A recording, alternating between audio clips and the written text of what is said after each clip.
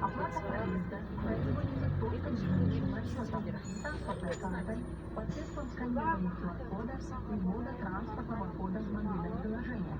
Список мобильных приложений указан на сайте transkart.kz. Скачивайте удобные приложения и сканируйте QR-код на наклейке школьного автобуса.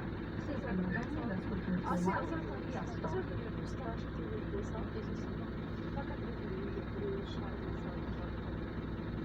Собой мне нравится бегать лет на